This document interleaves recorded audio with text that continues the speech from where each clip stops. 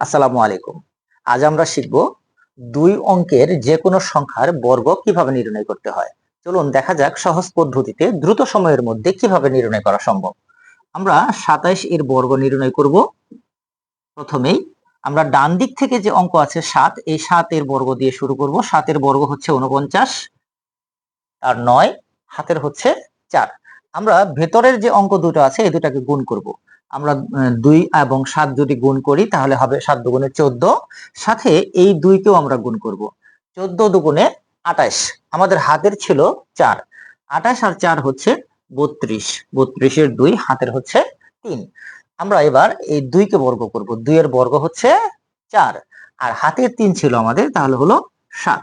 এই হলো ২৭ এর বর্গ সংক্ষিপ্ত রূপ ৭২৯। আমরা আরেকটি সংখ্যা খেয়াল করি, যদি ৩৫ কে বর্গ করি তাহলে আমরা কি করব? প্রথমে ৫ কে বর্গ করব। ৫ ৫ ২৫, হাতের হচ্ছে ২। আমরা ভেতরের অঙ্ক দুইটা গুণ করব। ৩ ৫ ১৫, এর সাথে ২ গুণ করব। ১৫ দুগুণে ৩০, হাতের হচ্ছিল আমাদের ২।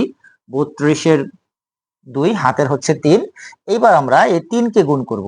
৩ এর বর্গ হচ্ছে ৯, আর হাতের ৩ হচ্ছে ১২। এই হচ্ছে আমাদের ৩৫ এর বর্গ হচ্ছে ১২২৫। তাহলে ৪৭ এর বর্গ কত হবে? কমেন্টের মাধ্যমে তোমরা জানিয়ে দাও। ধন্যবাদ। এরকম গুরুত্বপূর্ণ ভিডিও পেতে পেজটিকে ফলো দিয়ে পাশে থাকবেন।